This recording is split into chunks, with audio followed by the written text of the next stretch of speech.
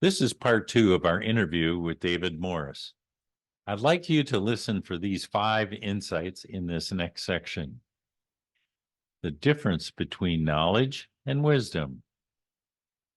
Second, where he talks about living his day to be loving and kind for no reason. Third, under what circumstance you can experience God. I thought you'd be interested in that one. How not to experience sadness. And the last, emotional suffering is the result of a mindset.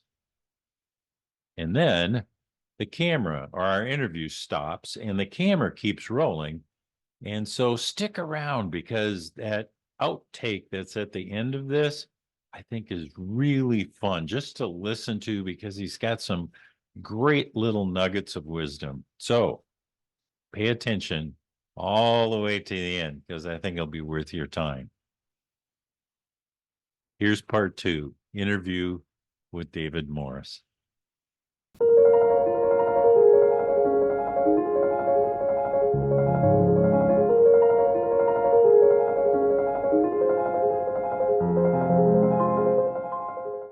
Going back to those 3 things that you learned in your near-death experience, the first one was,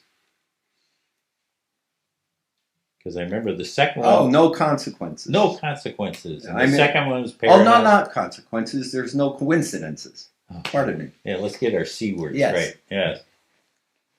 Second one was about life as paradox, and the third one was love. Just love. So talk a little bit more about number 1. No coincidences. How did that show up, and when did that light bulb go off?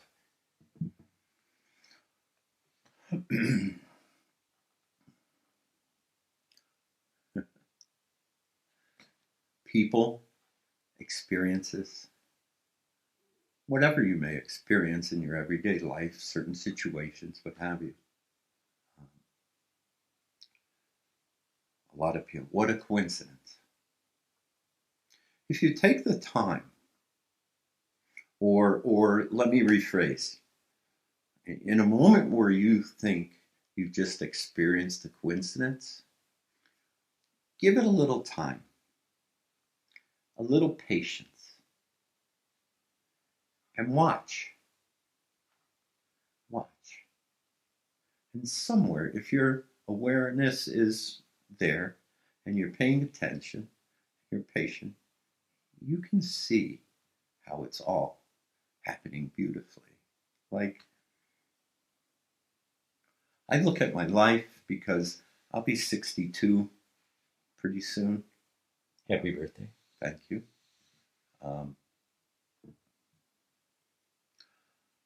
I could not be here sitting with my friend Scott doing this interview if I didn't experience everything up to this moment, which includes 25 years of drug abuse to drug addiction. If we talk about blessings in life, I will tell you the greatest blessing in my life has been my drug addiction. I will also tell you another grand blessing in my life was losing, in gentle, but losing material things in my life that I acquired. 2 of the grandest gifts in my life, the drug addiction being at the top of the list in retrospect. I cannot be who I am without it. I see the gift in it. I never say I wasted my life. It's all been perfect.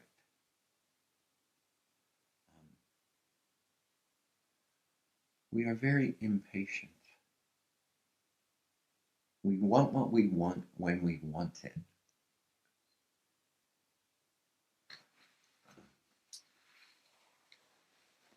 So where does that gratitude come from?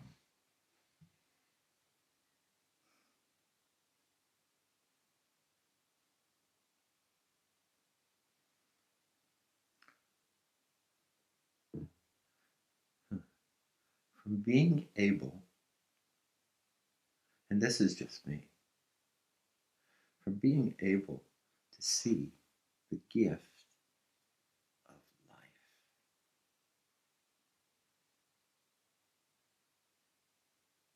How can you not be? Like, I don't know how to not be. Things I don't understand. I don't understand hate. I cannot hate. I just can't. And this one's a little unusual. I don't understand sadness. I don't experience sadness. I can watch things happen in this world. I can have loved ones pass. My mother, one of my dearest friends, my brother-in-law Dick, and not experience sadness. Because I allow and I accept.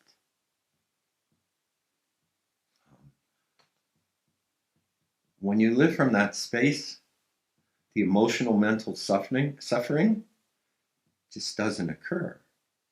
I mean, if you want to break it down into simple forms, suffering, mental suffering, emotional suffering, if you're going to ask me, is from a simple lack of acceptance.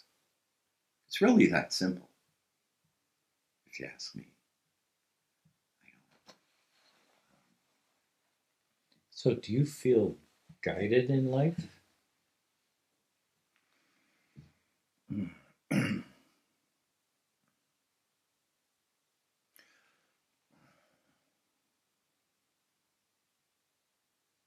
What guides me, or what shows up for me in life, comes from or happens from being loving and kind for no reason. That's it. That's how I roll.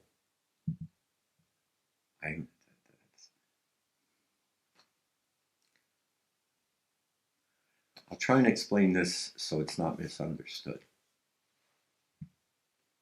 I have no needs. I have no wants.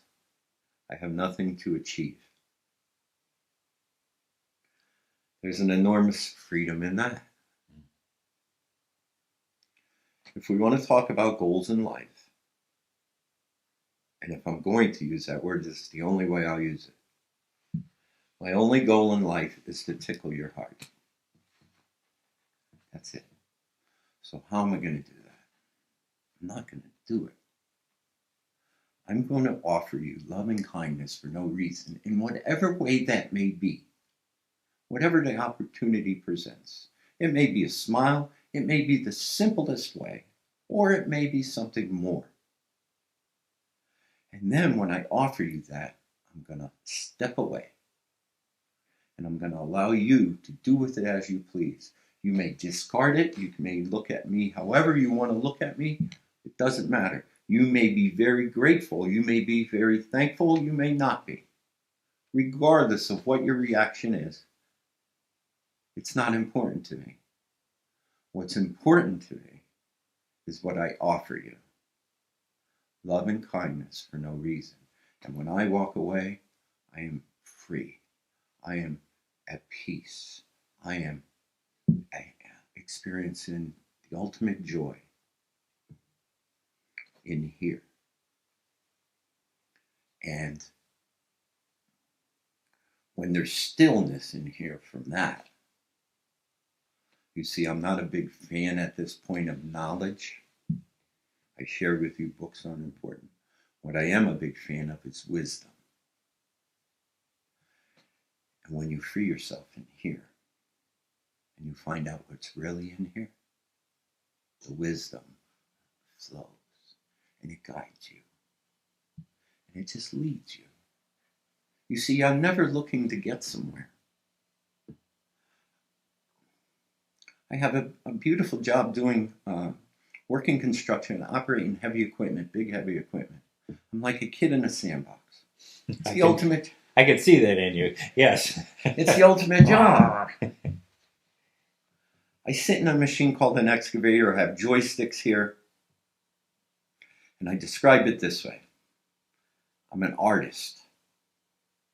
And at the end of that machine is a bucket with teeth. And those teeth are the bristles of my paintbrush. And when I put my hands on those joysticks, we become one. And I paint with that bucket. And I create. And that's my art. It's beautiful. See, I'm never wanting to get anywhere else. So, was it the NDE that opened up this wisdom of loving freely and the acceptance of what is? How did you make that connection? Because it sounds like that wasn't the way it was before. There's lots of grasping. Here's a word. That's a very powerful word. If it's applied, in my little opinion, properly. And the word is surrender. You see, choose the word, God, universe, so forth. If you can come to the space where you surrender to that which you can't see, but it's there. We'll call it God. I'm fond of the word God. And I don't have to be in control. And you have some patience.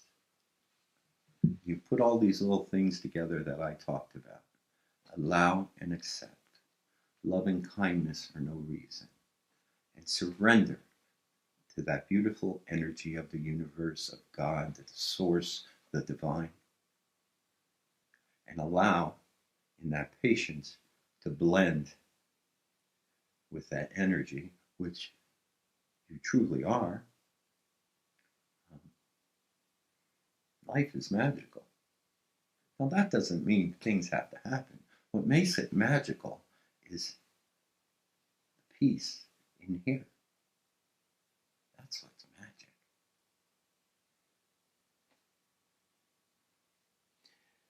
So when you were arguing for your physical life,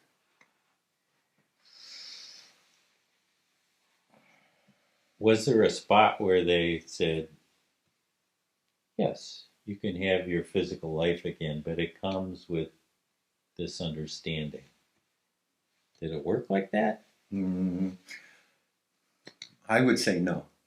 I would say in what was conveyed to me when I was there in the light, and the last thing said to me was to just love. And then I was back. Not knowing in that experience at that moment, or in those few moments, however long it was, when I was in the presence of that light, there was an enormous cleansing happening. And who I was, or as far as being a drug addict, I watched a drug addict be laid to rest, but there's still, and I'm not very well read on this aspect, but this is an amazing piece of machinery, computer, I don't know what word I want. But there's something called cell memory.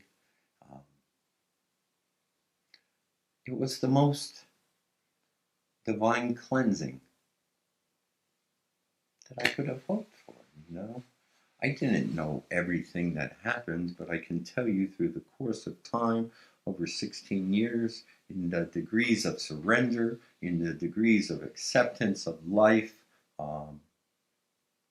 I've been guided. I mean, in the beginning, I used to experience things that NDEers talk about. Seeing entities, experience things with energy, beautiful things with energy and meditation and what have you. I'll tell you a story, because you like to say to me sometimes, you tell good stories. It's true, I do. Lay it on me. I had my dear friends, Kenny and Angie. years ago. Maybe it was about 13 years ago or so. They had 3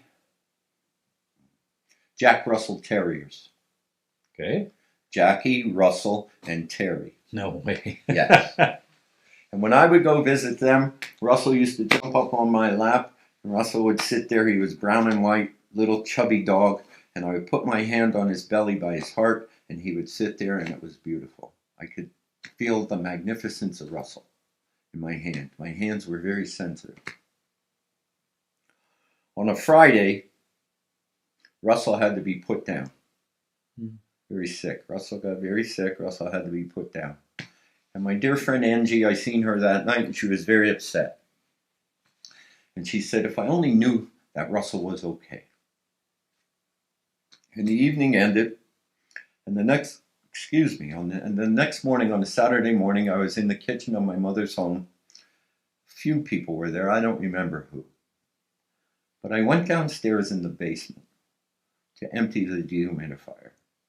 And when I was going to bend down to empty the dehumidifier, these beautiful flakes of light started falling right beside the dehumidifier. And these flakes formed the shape of Russell. It was magnificent. My little buddy was there for a moment in this beautiful flakes of light to let me know, to let Angie know that Russell was okay. And I'll give you one better. My dear mother, me and my siblings cared for 5 years through the progression of Alzheimer's and dementia. She spent only 30 days in a nursing home. But somewhere in the past there, even before that started happening, I remember putting my arm around my mother one night. And I said to her, because nobody knows who's going to go first. And I said, whoever goes first, will let the other know that you're okay. Yeah. My mother passed, and I got a phone call at 2 o'clock in the morning from my brother-in-law, Dick, that my mother had passed. And I was laying in bed. It was a gift. My mother was just shy of 93. She was a magnificent woman who lived on the same street her whole life and went to the same church. Magnificent woman. And she passed.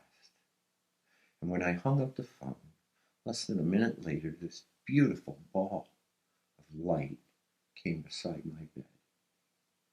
And it was my wonderful mother letting me know that she's okay. Yeah. And it was there for maybe 20 seconds. And then it went. And I closed my eyes and I went to bed. And my mother went on her way. I said, thank you. It was grand. It was grand. You see, we are given opportunities every day in so many ways to offer kindness. Right. It's free. Kindness is free. We are given the opportunities every day, in whatever way it may be, to offer loving kindness to someone, somewhere, somehow. It could be a smile, just a loving smile. Are you aware of those opportunities? Do you pay attention to those opportunities? Do you offer that to another with no expectations in return? And if you start to live that way, and I will share from my experience, if you start to live that way, in the simplest of ways, and show a little patience, you will see how God works in your life, how you are provided for in the many of grand ways to experience this gift of life. It's amazing. It's amazing. It really is. Like this interview. Thank you, Mark. David Morris. Thank you very much. Thank you. Okay, this is off now. So when you were talking about being cleansed, what was the mechanism? How did that work? What do you mean? So Just being in that light. Like, I'm there, consciousness. There was no body, it's just yep. consciousness. And I'm in a panic. Like, I'm a drug addict. I don't know anything about NDEs, near-death experiences. I know nothing about this stuff. All I know is I'm getting high, and how can I keep getting high without destroying or going to jail or whatever, and I can't stop getting high. That's what I know. That was my life at 45. So when I'm having this experience, certainly at the time, down there in that darkness and my body's laying on that slab, I did not know at the time my drug addict's being laid to rest. But I will tell you, I'm almost certain that's what I got to watch or see. Yep. You know, and when I went up to that light, I will tell you, there was much more conveyed to me that didn't come back with me. And I just never calmed down in the experience. It was a panic. It was frightening. It was confusing. It was many things. What it wasn't was the beautiful, blissful experience that many experience. You see, we can say it was a near-death experience. Certainly it was that. But it was also that divine intervention. Like, I could not stop. It was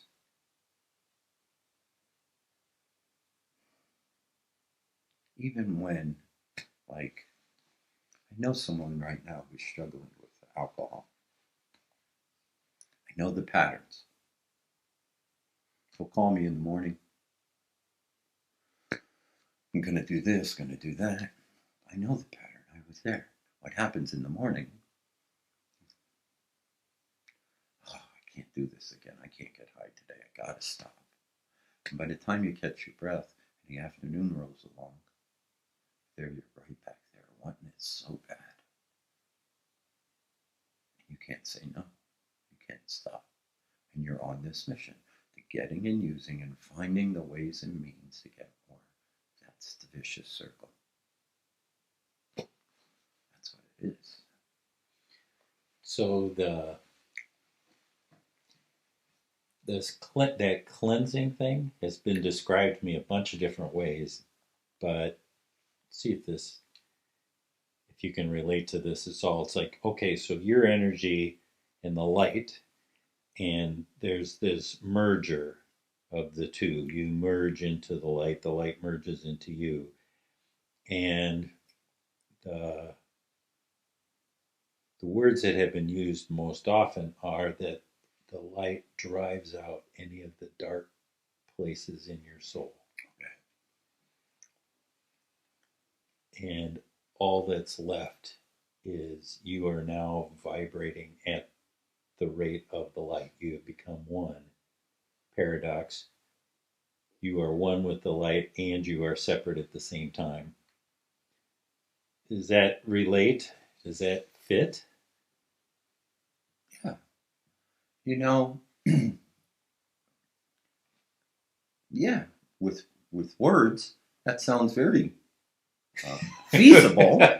With words. With words, it sounds very feasible. I lost what I wanted to offer you. Oh, I'll give you another experience. What I've experienced after that, just because this was a very cool experience to me. My hands became very alive with energy. They still are. all I got to do is Lay it on me, man. all I got to do is focus a little, and then it just turns on. But um, I stumbled on this not knowing, but I couldn't ignore what I was experiencing. I was at a meeting, an NA meeting, Mm-hmm. and then one meeting, and a girl who I knew was pregnant, pretty far along. And I was sitting by her, and I could feel this energy in my hand that was closest to her. And what it was the pureness of the infant within her. Lovely. Oh, it was Wow. And so I forget her name because it was a long time ago. And I asked her after the meeting, and I told her, and I said, can I put my hand? Yeah. Yeah. I almost fell over. It almost knocked me over. It was so magnificent to feel the purity of that infant in the womb. It was magnificent. I actually could feel right now just describing it. You know, I don't know. Things just popped to me. I had to share that with you. I don't know. They're all cool things. I would sit in my machine at work waiting for a truck, and I would focus. And if you look out, find a pinpoint spot, or at least this is what I experienced. And it takes a lot of focus. You focus on that pinpoint spot, but you're looking at the whole picture. That's the only way I know how to explain it. Your eyes are stuck on that, but you could see the whole picture. And when you stay there and you're deep in that, everything starts to change to energy. You could see the energy of everything. It loses all shape. There's color, there's energy. And it's kind of like you're at a veil. Kind of. It's the way my one metaphysical, she said maybe you're at a veil, but it didn't matter. All I know is it was pretty darn neat. Mm-hmm. You know, it would just all, for example, the trees, everything would disappear into energy, different colors and stuff, but nothing had shape anymore. It was just energy. It's beautiful. And so, and I stumble on this stuff.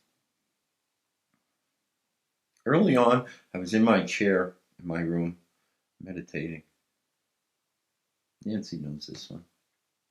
And all of a sudden, because my arms are out in my recliner, and they just start lifting. Like there's no motor skills involved on my part, no physical effort. They just, like somebody grabbed my hands very gently but firmly, and I could feel the I could feel the energy or whatever that was, and they would lift my arms like I was on a cross.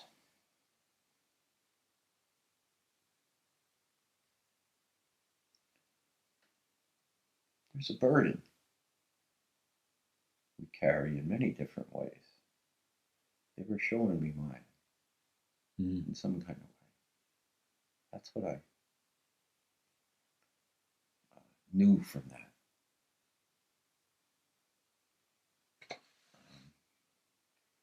And I share these things with you because at this point, they don't matter. I don't need any more. I know I can experience what I can experience. If I read about something, if I choose to read about something, somebody tells me about an experience or whatever. If they can experience it, why can't I? I can. Yep. We are amazing beings. Do I always? No. The seeking stopped. Those experiences I used to have, different things I shared with you. There's other ones I'm sure if I pondered long enough.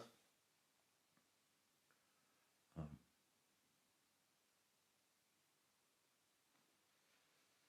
are pretty cool. See the coolness in the gift we are given here. See the coolness in the gift that you are.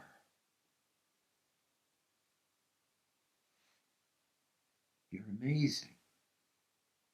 We put this blanket, not knowing, and I'll describe it in that metaphor.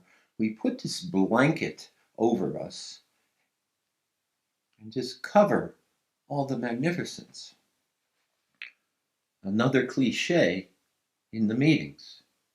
I would speak at meetings. There's a cliche like a struggling addict would say, "Boy, I want what he has."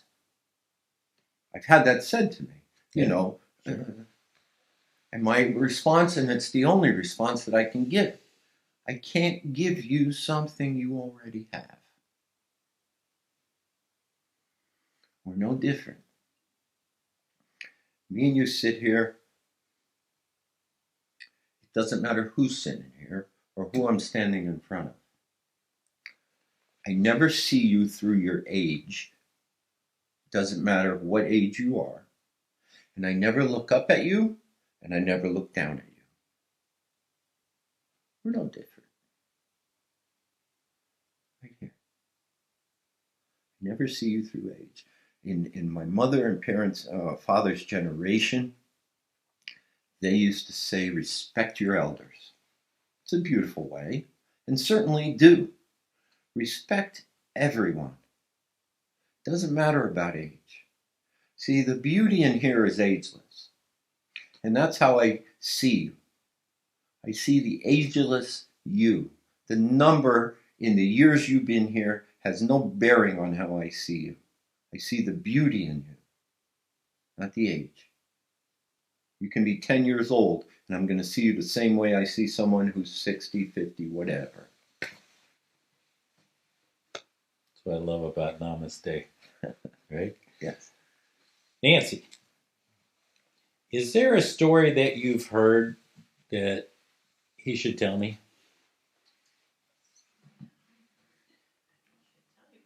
Oh, yeah. Yeah? Yes. Well, it's about, it's related to the passing of Dick, because when we were in the hospital, he was in the hospital for 2 weeks. And I know at the hospital you asked him, David, you said, Dick, would you send me a sign when you pass? And you told me about the cardinal and the cord. Yeah, that. We had beautiful, he was in the hospital prior to his 5 days at home. When he came home on a Monday and passed on a Friday, Thursday night into Friday morning, 3 a.m. or so, Friday morning.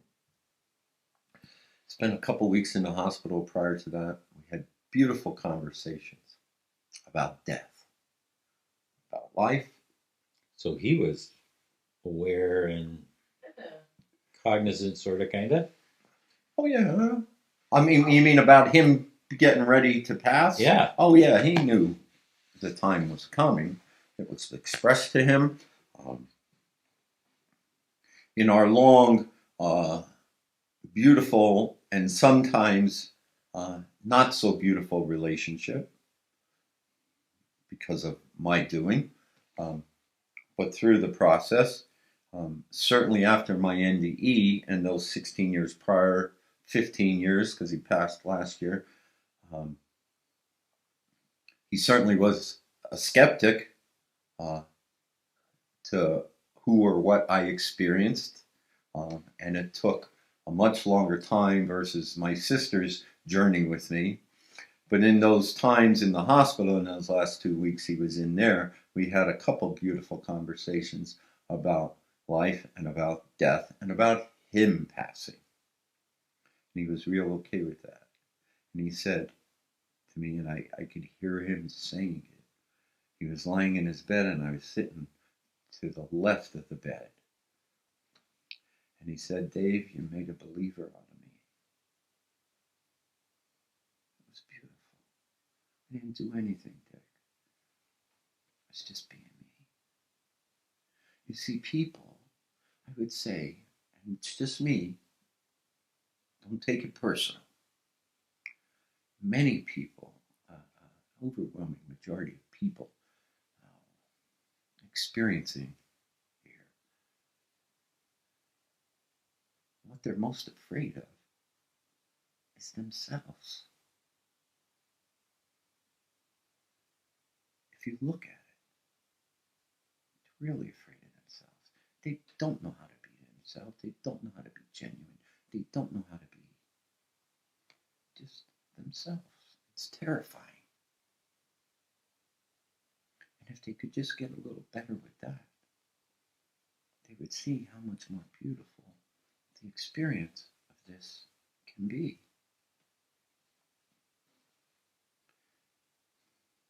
I love the simplicity of life. It's so simple. And we make it outrageously complicated. Some people say,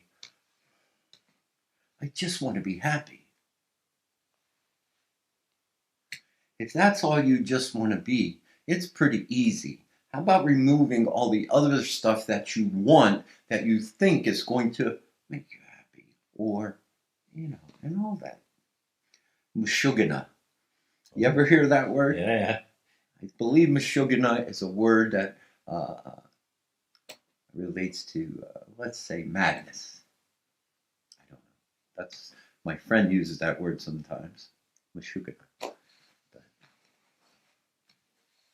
We want.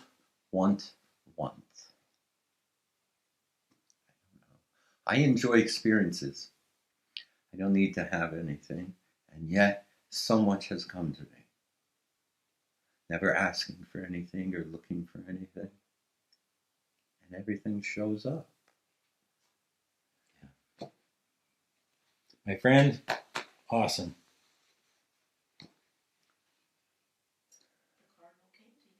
Oh yes. Oh, is that where we are? Yeah.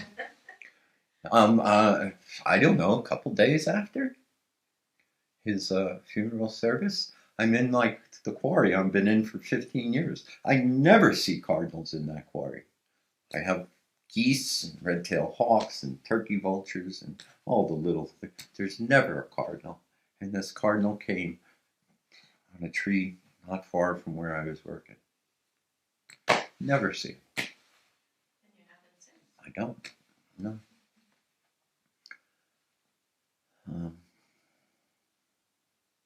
Came to pop in.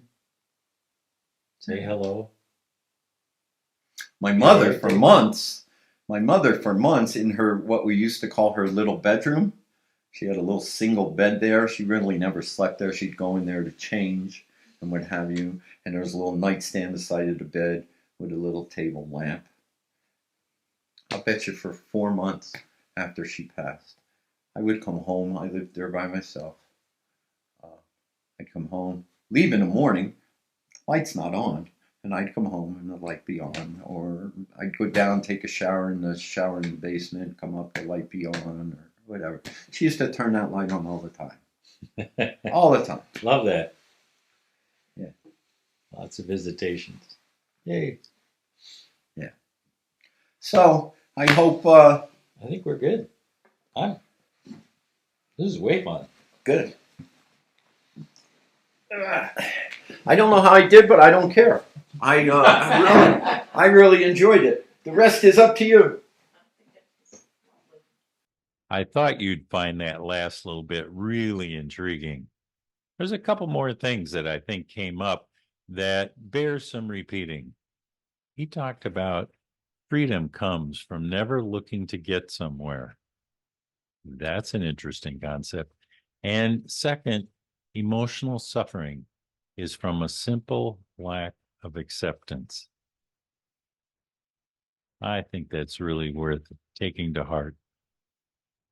I think David Morris is an exceptional human being. His ability to see peace and understand how to articulate it and to actually live it is something that we can all aspire to. I hope you enjoyed this interview here on the Afterlife Files. We'll see you next time. Bye now.